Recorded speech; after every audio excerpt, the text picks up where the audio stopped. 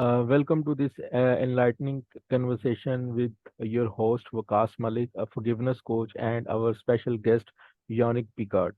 Yannick is a mindset and confidence coach who focuses on helping GBTQ plus men break free from self-sabotage and live a more empowered life. Today we will explore Yannick's personal journey and the transformation that led him to become a mindset and confidence coach. Unique, my first question is to you that your work focuses on helping GBTQ plus men break free from self-sabotage and live a more empowered life. Can you share the Yeah, personal journey or experiences that led you to become a mindset and confidence coach, particularly in the context of your own journey of self-discovery and transformation? yeah, and thank you so much for the invitation to be here with you today. And so what I guess my story is that if I go back, I was bullied in school, and so I became a bit of a recluse as a result, and because it was people that were my classmates, right? And so it's people that I normally like. You think that you should be able to trust, but kids sometimes can be pretty mean. And so that kind of like followed me like throughout the years and the decades. And it wasn't until like a previous relationship ended, maybe about 7 or so years ago, that that I started this journey. Like I really got on this journey of self-discovery. And that's basically it's a coaching certification that initially I took not for the purpose of being a coach, but for the purpose of learning more about me. So I'll be selfish when I say it's like I did the coaching certification not for the certification thinking that I would be a coach, but I really wanted new tools and strategies to help myself get sort of like have like a more positive outlook, like a better way of handling situations when they came up. And so what transpired along that is really understanding how our mind, like how our mind really plays a significant role in our lives. And so the main role of our mind is really to keep us safe. And so when you start looking at situations and past occurrences and whatnot, you'll notice how often like you did things like because your brain basically said, oh, this is the safe route. And so self-preservation. And so yeah, so it was just like learning about, okay, so how the mind basically beliefs, how beliefs played a role. So if you have a belief that, oh, um, I I I I'm not smart, or a belief that I'm never lucky in love. What happens is that as you say these things, you might think that they're sort of like they're just like empty like sentences, but unfortunately they're not. Your subconscious kind of records everything.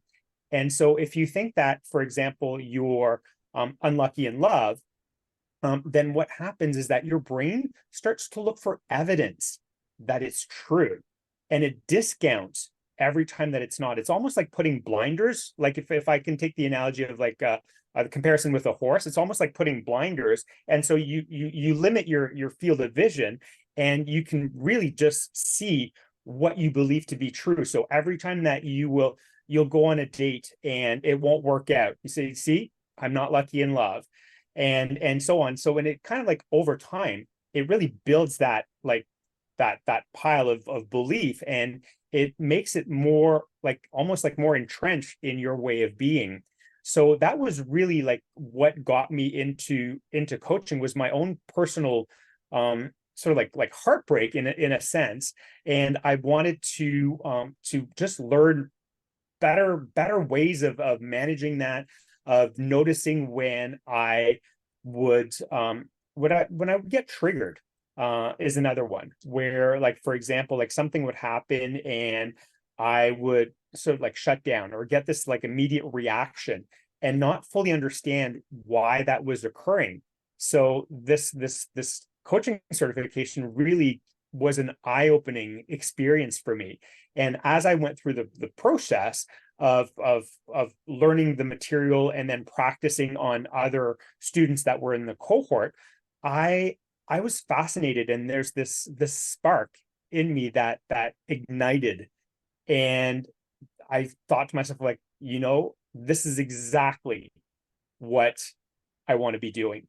And so I just completed the certification, and then started coaching. Amazing.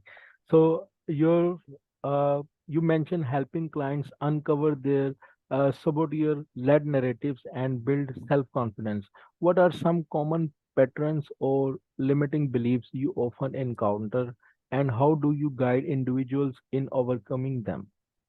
Yeah, so there's a couple of things. So when it comes to limiting beliefs, it's just understanding that, what like it's being human.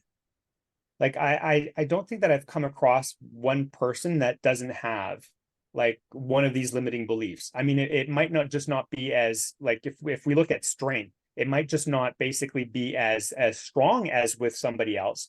But I think that everybody has a story that says like, oh, I'm not good looking enough. I'm not fit enough. I'm not smart enough, or something similar. And it's just basically helping the person like see, okay, and see what that belief is, and then teach them how they can start to question the belief.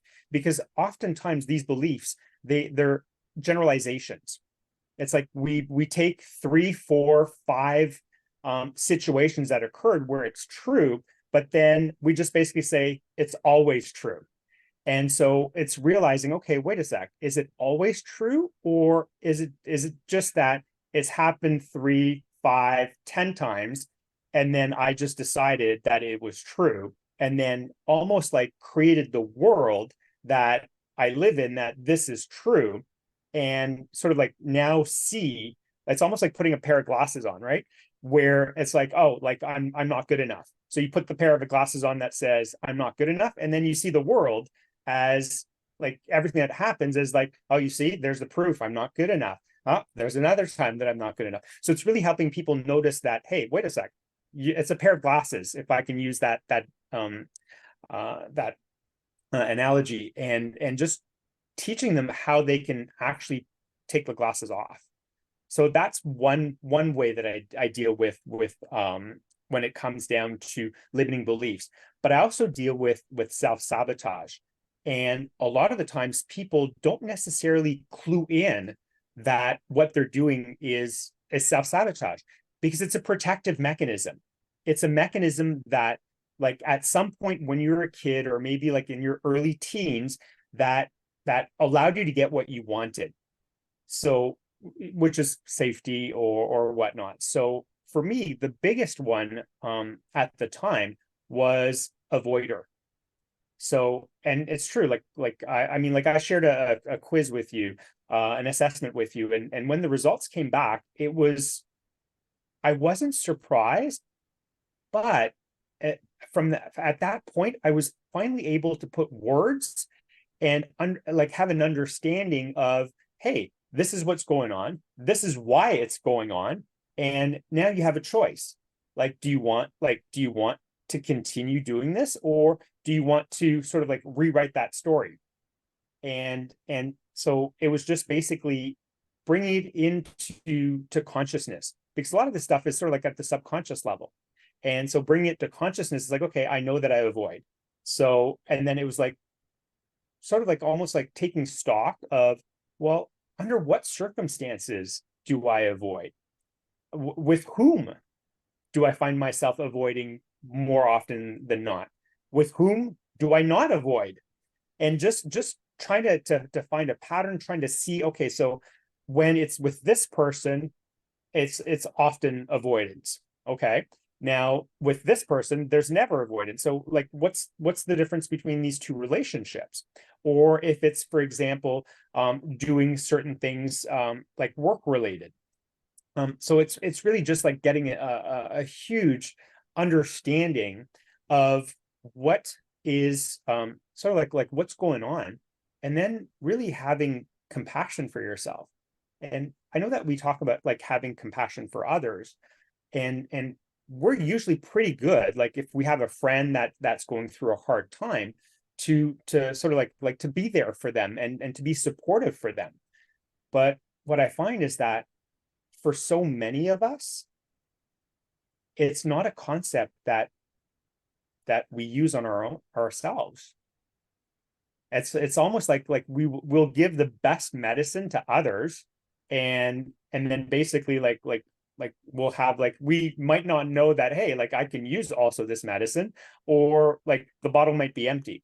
So it's learning to have compassion for yourself for where you're at, because you might be frustrated. Oh my God, this has been something that's been going on for, I don't know, a decade, 20 years, 30 years, or it's like it might have ruined past like romantic relationships, like friendships.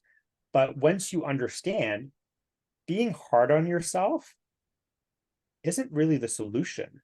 It's having compassion and understanding for, hey, I didn't know what I didn't know. Now I do. And now I have a choice. Do I want to keep that going, or do I want to come up with better ways to handle these types of situations, as opposed to avoid or think that perfectionism is the solution? Right. Uh, could you describe the saboteur assessment and how it serves as a starting point for clients on their journey toward self-discovery and self-improvement? Yeah, no, absolutely. That's a great question. So the Saboteur Assessment, it's a free assessment, and it takes about, maybe I want to say like 7 or 8 minutes to complete, and it has about 50 questions. And so you go through the questions, and after you've completed the questionnaire, usually within, I want to say like 5 to 15 minutes, you'll get an email with the results, your personalized results, and it will basically list the saboteurs that basically that it's almost like it's a rating system, if I can use that. It will list the saboteurs in order of how frequently they will show up for you. And so, and you mentioned, yeah, so there's 9 saboteurs.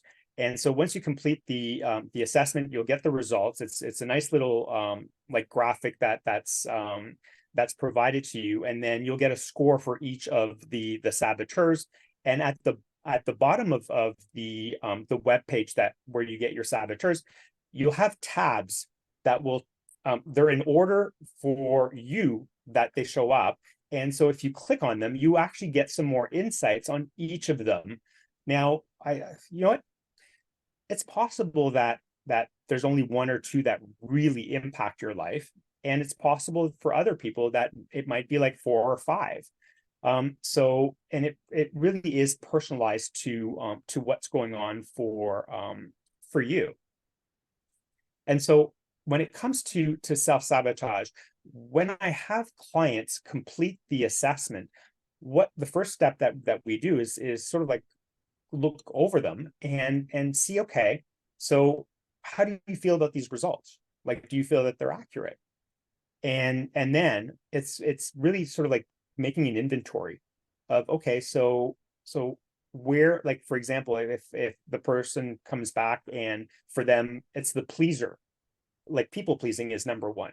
Do you agree with that? Okay, great. So with whom do you feel that you're most often in people pleaser mode? And we get to sort of like unravel like what's there, and then create a plan, small steps, small daily steps that will help them sort of like build their wise self to counter the saboteur hijacking. And so just consider, it's almost like if you want to be physically fit, a lot of people will get a membership and go to the gym and work out. Well, very, very similar, but we don't do it for our minds. So like the technique that I use and the program that I use basically has that built in, where it's almost like going to a virtual gym, where by having 2 or 3 minutes a couple times throughout the day, you can basically work on your own mental fitness. Right. So, in your 90-day program, your future self by design TM, you mentioned rewiring behaviors and shifting mindset. Can you share specific strategies or practices from the program that have had a profound impact on your clients' lives? Yeah, and for example, I had a client recently who his biggest issue was time. He always felt short of time, and he his mindset was that I'll never be able to manage my time. Like I'll always be short of time. I'll always have too much stuff to do, not enough time.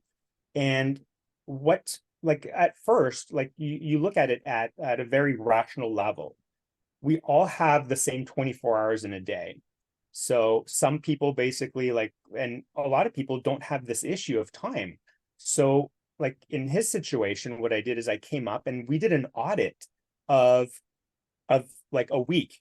What does a week look like for this particular person?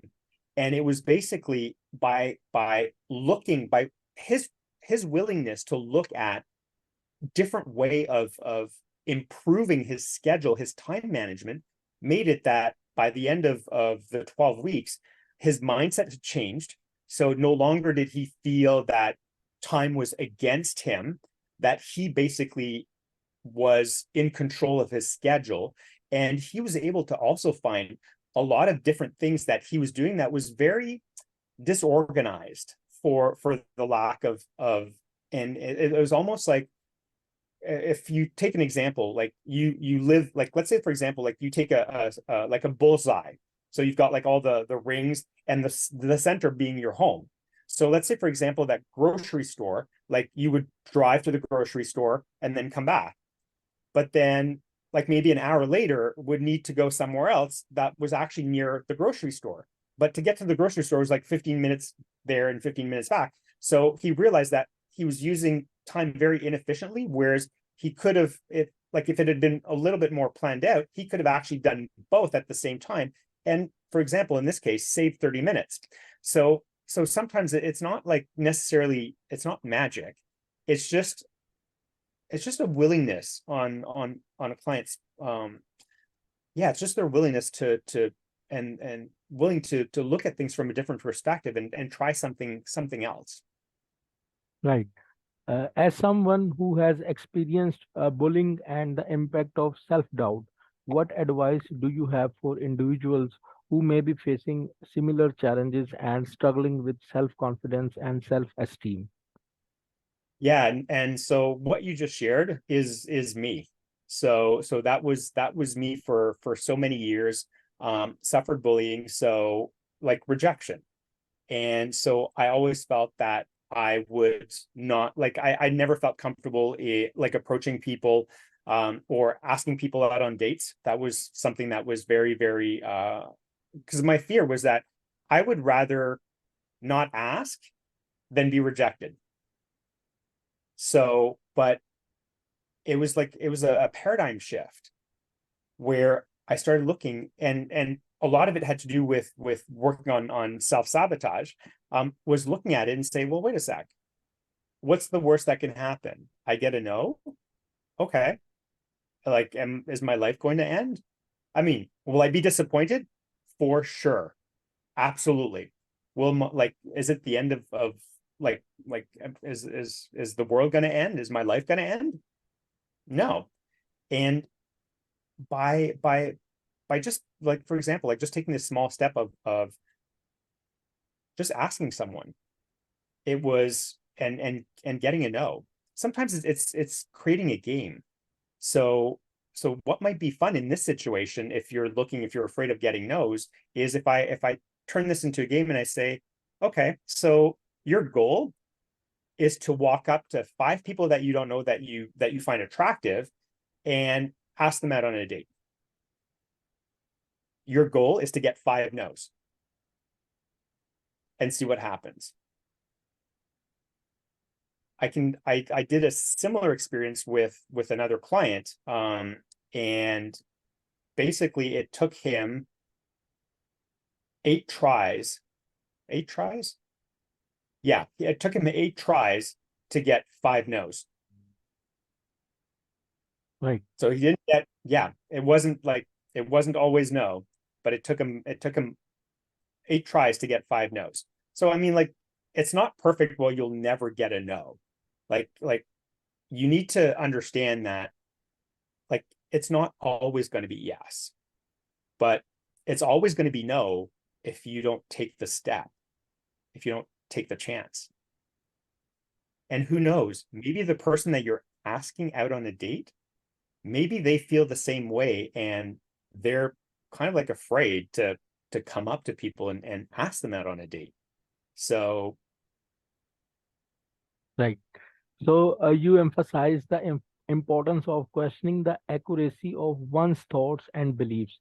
Can you provide an example of a client's transformation where this questioning led to significant positive change?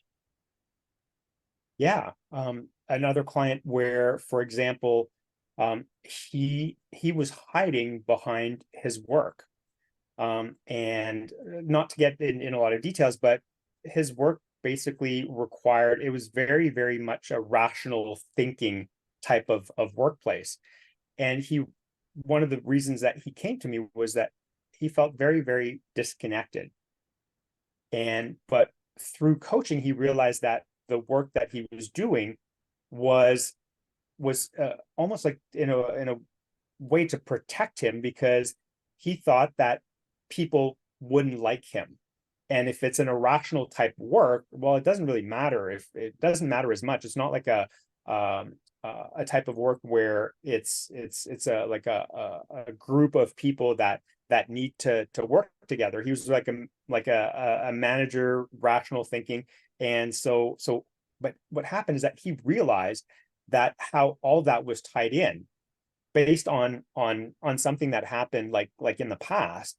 And when he realized that, he decided to actively sort of like put a post-it on his computer, and every time that somebody came into his office, start to engage in conversation with them.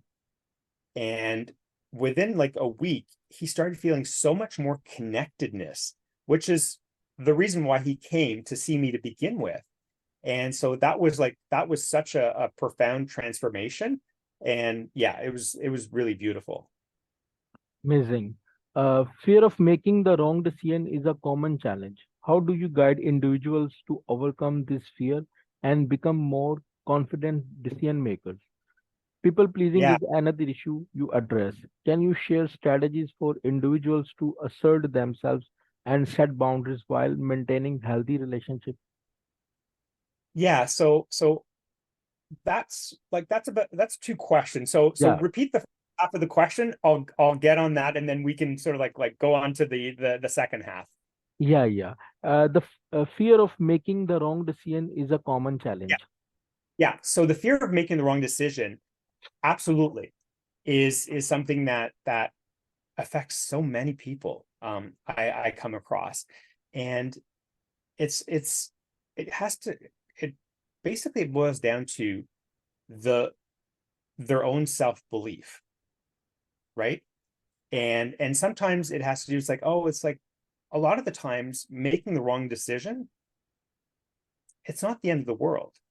I mean, like, you go into a grocery store, you wanted to get penne, but they're out of penne, so you get rigatoni instead. Or you don't notice and you grab the rigatoni instead of the penne. I mean, is life going to end? I mean, if you promised your kids that they're going to get penne and you brought rigatoni, I mean, you might hear them scream a little bit, but the world's not going to end. So it's helping people come to that same realization that, you know what, mistakes simply make you human. And that's the beauty of it. Like, nobody, I know that social media, like, we look at social media and it's like, oh my God, like this athlete or this person that won, I don't know, like Miss Universe or whatnot, like they're amazing, they're fit, or like she looks beautiful. And we look at their social media, and oftentimes a lot of people don't realize how curated it is. And it's it's the photo that you see oftentimes it's one of like 150 photos that were taken that day. And then after that, like there's a photo editor that brought into like Photoshop or AI to polish it. And so the photo that you see is perfection, but it's not real. So we need to stop comparing ourselves like to like those like that yeah, the social media, the influencers or whatnot, or the athletes or that post these photos. To be honest with you, like I wish that there is a law that would force the original photo to also be as a second photo. Like, you know, like you swipe on Instagram, you can get like up to 10 photos. I wish that photos like that the second photo, it would be like the law that it has to be the original unedited photo, so that people could see, oh, wait a sec, like they're just human. Like, oh my God, like they have like a huge like pimple. And I'm like, oh, okay, so it's normal. Like I'm okay. Like I don't have to compare myself. So there's that. Now, when it comes to people pleasing, for example, like strategies, a lot of the times what I ask clients to do is ask 2 or 3 of their closest friends and just come clean and say, hey, listen, I've just come to the realization, or I know that I'm a people pleaser, and it's something that I want to break free from. Can you help me? And this is what I want you to do. And it's just adding some prompts from time to time. So for example, it might be, hey, we're getting together tonight and we're having Italian. Are you okay? Like, does that work for you? And so oftentimes a people pleaser, the knee-jerk reaction is just to agree. So the person would say yes. But if the person who's asking has been enrolled in helping her friend break free from that, a follow-up question to her specifically might be, okay, listen, I don't want you to people please. Like, do you really want this? Or is there something else that you might want to suggest as a type of food or somewhere to go? And it's really by these small steps, you start to disprove everything that's attached to that belief that is underpinning the people pleaser, for example. Right. So, how do you envision the concept of forgiveness playing a role in the journey of self-discovery and self-improvement, particularly for individuals who may need to forgive themselves or others along the way?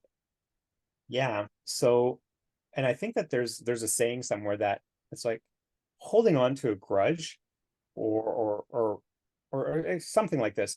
It's almost like you drinking the poison and you hoping that the other person gets gets ill or whatnot. And so the forgiveness part, I get that in the moment, it can be very difficult. It's a human being thing.